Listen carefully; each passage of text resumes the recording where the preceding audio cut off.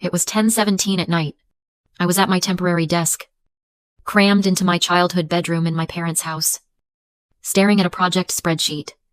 The launch was in 2 weeks, and my promotion depended on it. My phone buzzed. It was my father. "Richard." I picked up, expecting a question about dinner. His voice was cold. "Hannah, your mother and I have been talking with Ryan. He's agreed to let you off the hook for the Cabo trip." I felt a small, stupid spark of relief. "Oh, great, Dad. Because the project? But you will be paying for the wedding's open bar." He cut me off. "Tiffany's planner needs the $15,000 deposit by Friday." The air left my lungs. "Dad, I told you. I don't have $15,000 for an open bar." "Then you're not just skipping a party," he said, his voice flat, devoid of any emotion. "You're skipping the wedding. And if you can't support your brother, you're not part of this family anymore. We mean it." The line clicked dead. Have you ever been put in an impossible position by your own family? Let me know your story down in the comments. I stared at the black screen of my phone. The silence in my old bedroom was suddenly deafening, broken only by the hum of my laptop. I didn't cry. I didn't throw the phone. I didn't even feel that hot, sharp rise of anger I used to get. What I felt was clarity. A cold, perfect, clinical clarity. The kind you get when a complex equation finally simplifies to zero. My father's words, "You're not part of this family anymore," weren't an emotional outburst. They were a contractual negotiation. And I had just been handed the termination clause. I turned back to my laptop, closing the project spreadsheet. This wasn't a family matter anymore. This was business. I opened a new browser tab and logged into my bank. My fingers moved quickly. I navigated to the automatic payments section. There it was an auto draft to my parents' mortgage company. I'd set it up 3 years ago, when my dad, Richard, had been in a tight spot. It was supposed to be temporary. Just 6 months. It had been 36. I clicked the payment. A box popped up. "Are you sure you want to cancel this recurring payment?" I thought of the $15,000. I thought of my support. My compassion had been a resource they'd overdrafted for the last time. I clicked confirm. Next. I opened my cell phone provider's website. I was the primary account holder on a family plan. My 2 younger sisters, Megan and Zoe, were on it. So were my parents, Richard and Susan. I had been paying the entire bill since I got my first promotion. I went to manage lines. I selected my father's number. I selected my mother's number. I clicked the option, Initiate Transfer of Ownership. I entered my mother's email address as the new designated account holder. The system informed me that as of the next billing cycle, those 2 lines would be separate from my account and responsible for their own bill. I looked at the clock on my laptop. 10:21 p.m. It took 4 minutes. 4 minutes to financially sever a relationship my parents had just verbally detonated. This wasn't revenge. It was accounting.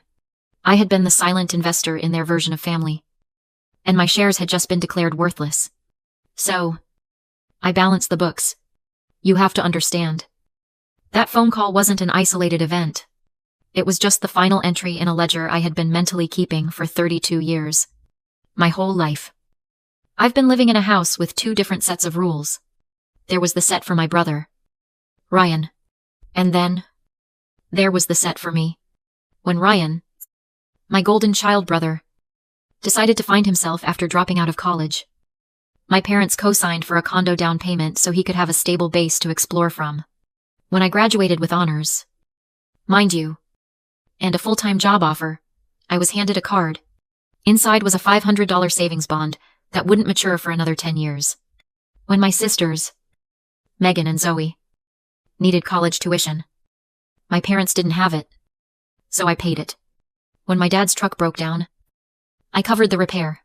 And when the bank was threatening foreclosure 3 years ago, I took on the mortgage. Ryan, meanwhile, has only ever taken. He got the condo. He got the endless support. And he even got a cushy job at his new fiancé's father's company. For years, I told myself it was just old-fashioned favoritism. I told myself I was just the responsible one. But that night, as I stared at the confirmed cancellation notice on my screen, I finally understood. I wasn't the responsible one. I was the scapegoat. Psychologists have a name for this. It's called a narcissistic family system. It's not really a family. It's a rigid structure of assigned roles. My parents, desperate to see themselves as perfect, anointed Ryan as the golden child. He was their extension, their trophy, the one who could do no wrong. He carried all their hopes. But a system like that needs balance. All the disappointment, the failure, the resentment. It has to go somewhere. That's where I came in. I was the scapegoat. I existed to absorb all their problems. If I succeeded, it was downplayed. If I failed, it was proof of my flaws. I was the built-in pressure release valve that kept their perfect little world from exploding. My value wasn't in my love or my success. My value was in my function. I was the family ATM and the family punching bag. And when my father told me I was out of the family for refusing to pay $15,000, he wasn't disowning a daughter. He was just firing an employee who had suddenly refused to do her job. That night wasn't a betrayal. It was just the end of a very, very long contract. This all started 3 weeks ago. And it began with the weapon that would eventually end it. I was back in my hometown in the Pacific Northwest, temporarily staying in that childhood bedroom, to oversee the most important project launch of my career. This was my shot at a director-level promotion. And I was laser-focused. My family, however, was only focused on one thing. Ryan's wedding. I finally met his fiancée. Tiffany. She was a lot. She was a caricature of Seattle. New money, dripping in brand names and talking about her lifestyle blog, as if it were a Fortune 500 company. The cultural clash in our modest bungalow was almost comical. The first real crack appeared when Tiffany announced the mandatory bachelorette party. It was a 5-day, all-inclusive trip to Cabo. The cost per person, $5,000. I cornered my mom, Susan, in the kitchen. Mom? I can't go. $5,000 is one thing. But the launch is in 3 weeks. I cannot be in Mexico right now. My mom just wrung her hands. Oh, Hannah, don't be difficult. Tiffany will be so upset. It's not being difficult. It's my job, I said, trying to keep my voice even. I'll take her to a nice dinner. I'll buy them a great gift. But I can't go to Cabo. I politely declined to Tiffany in the family group chat. 3 minutes later, my phone rang. It was Tiffany. I stepped into the backyard to take it. Hey, Tiffany. What's up? Her voice wasn't polite. It was a shriek. What do I mean? What's up? What is this text? You're not coming. I was taken aback. I'm so sorry. Tiffany. But like I said, my project launches. Your project, she spat. You're trying to sabotage my wedding. That's what this is. You've been jealous of Ryan your entire life, and now you're trying to ruin my bachelorette party. I was so stunned I couldn't even speak. I just held the phone away from my ear. You think you're better than us with your little spreadsheets? Don't you? She was screaming now. Completely unhinged. Fine. If you're too broke to come, you at least owe us. Ryan and I talked. If you're going to stiff us on the party, you owe us $15,000 for the open bar to make up for it. I was standing next to the open window of my bedroom, where my laptop was running. I'd just finished a 2-hour Zoom call, and I had been recording it to review my notes. I hadn't hit stop yet. As Tiffany kept screaming about how I was selfish and ungrateful, I leaned into my bedroom, my mind suddenly going from shocked to cold. I saw the recording app on my screen, the little red light blinking. I put the call on speakerphone, holding it near the laptop's microphone. And if you don't pay, I'll make sure everyone in this family knows exactly what a jealous, selfish witch you are. I waited until she finally hung up in a rage. I sat down at my desk. I hit stop on the recorder. A file immediately popped up. I renamed it Tiffany Extortion Audio, and I saved it. I didn't know what I would use it for. I just knew that in my family, you always needed proof.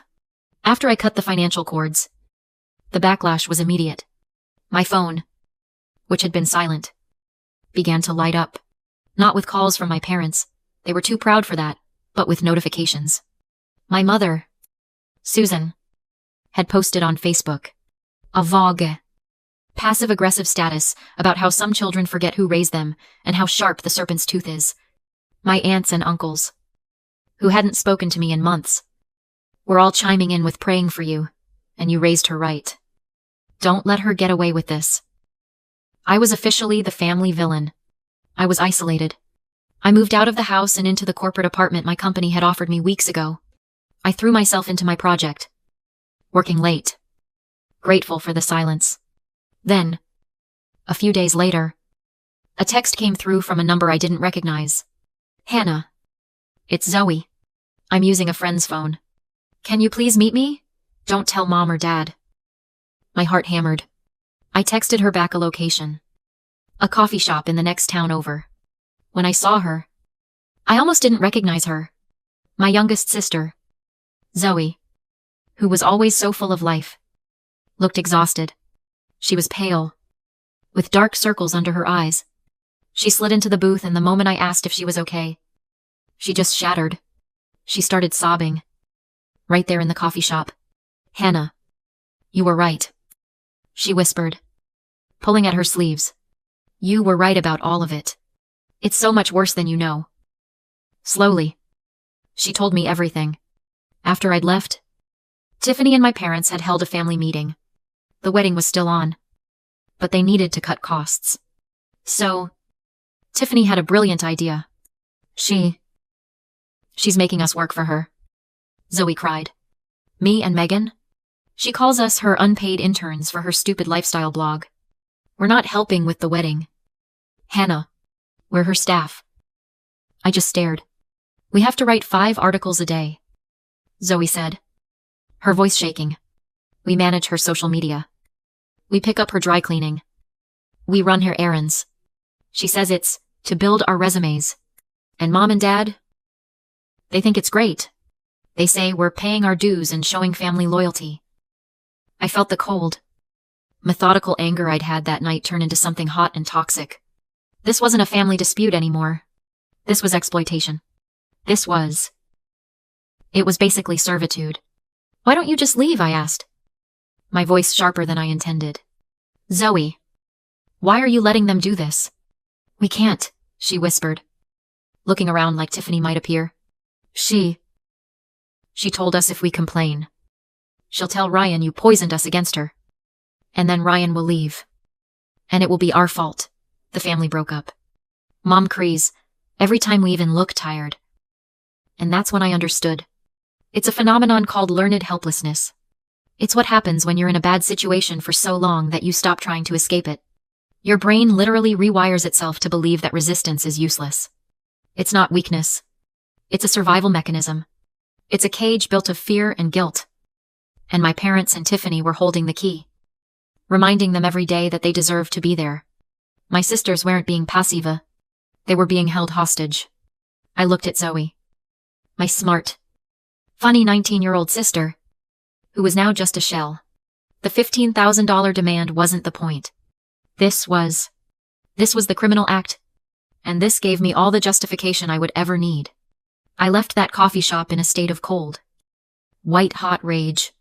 My sisters were 19 and 20 years old. They weren't just being guilt-tripped, they were being used. This was no longer just about me, or the $15,000. This was about liberating them. But I felt powerless. What could I do? Call my parents.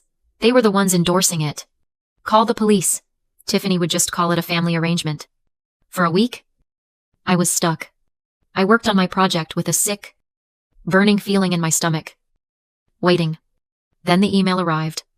It was from my boss. For your information, final project review, agenda. It was set for the following Tuesday. I scanned the attendee list. My boss.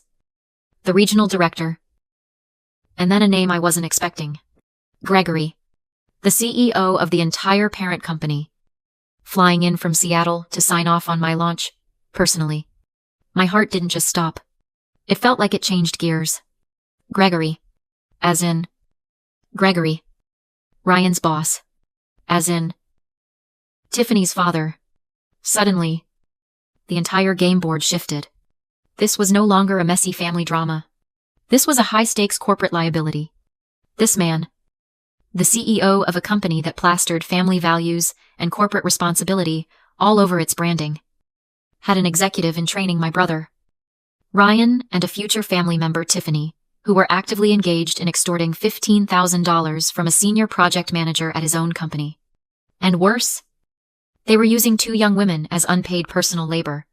I went back to my project presentation. I polished every slide. I checked every number. I made sure it was the most flawless piece of work I had ever produced. Then, I created one new slide at the very end. I titled it, Appendix, Potential HR and Brand Liabilities. And I embedded the audio file. The day of the meeting, the boardroom was tense. I delivered my presentation. I was calm. I was precise. I was professional. I didn't just present the data. I owned it. When I finished, there was a small, respectful silence. Gregory, at the head of the table, nodded. He was impressed. Great work, Hannah, he said, his voice warm. Truly, this is exactly what we've been looking for. As the room relaxed and people started closing their laptops, Gregory made small talk. I'm actually in town for the week, he said to the room. My daughter Tiffany is getting married. She's marrying a great local kid. Ryan. You might know him. He's in our executive program.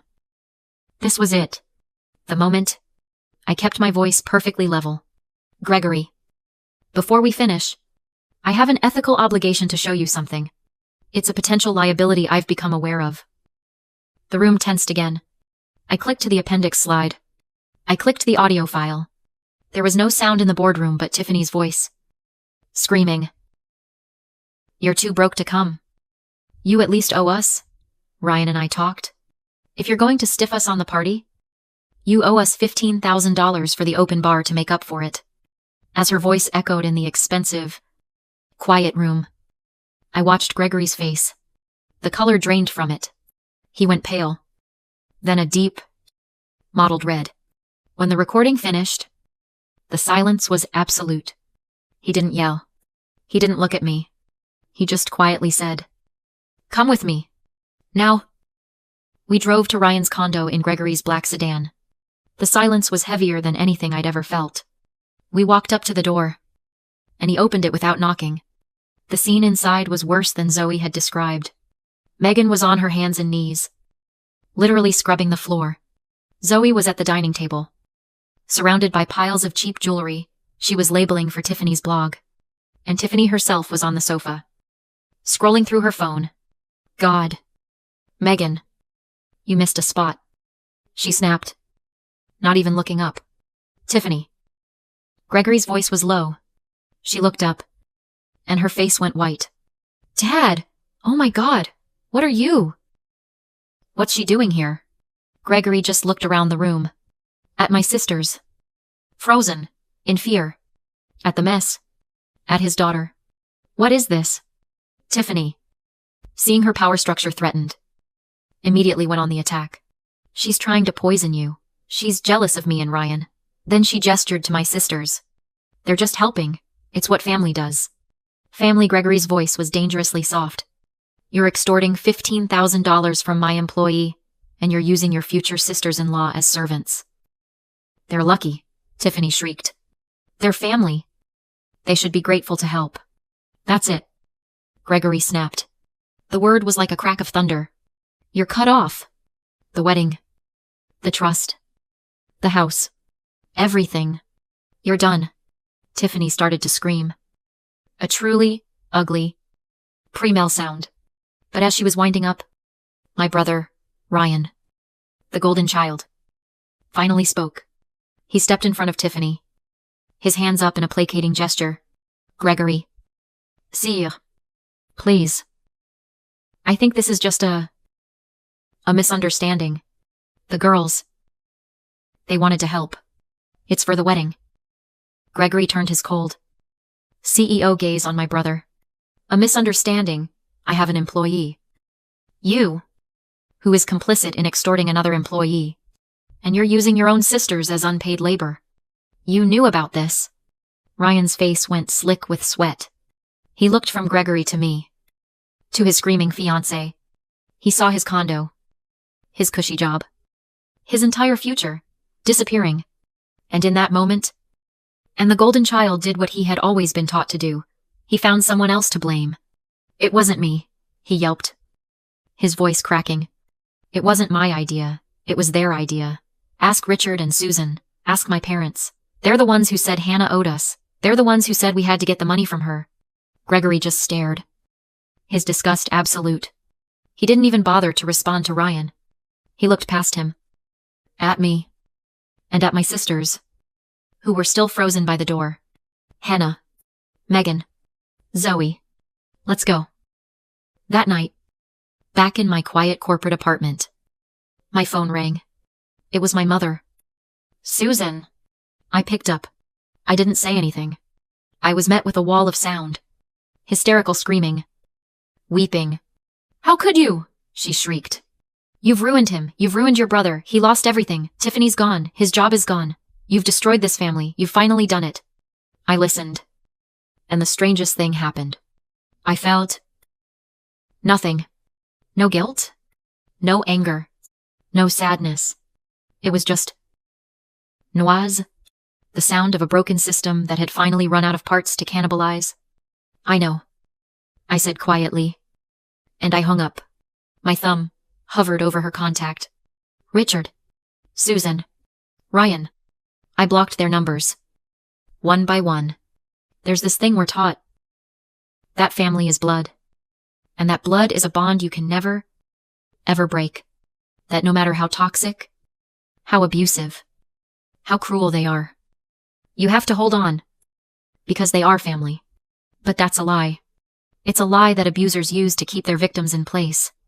Sometimes, the most profound act of love isn't holding on. It's letting go.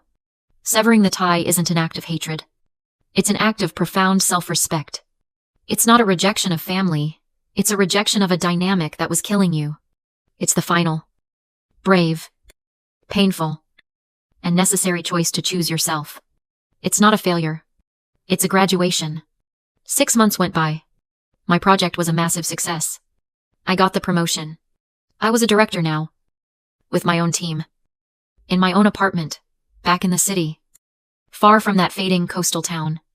One rainy Tuesday night. There was a knock on my door. I opened it. Standing in the hallway, soaked from the rain, were Megan and Zoe. They were each holding a single, overstuffed suitcase. They looked terrified. And they looked free. Hey. Hannah. Zoe whispered. Her voice shaky. We finally left. Can we stay? Just for a little while? I didn't answer. I just smiled. And I held the door open wide. The final scene of my old life wasn't about revenge. It wasn't about winning or losing. It was this. The three of us. Sitting around my small dinner table. Eating pizza out of a box. Laughing. Finally. And for the first time. A real family.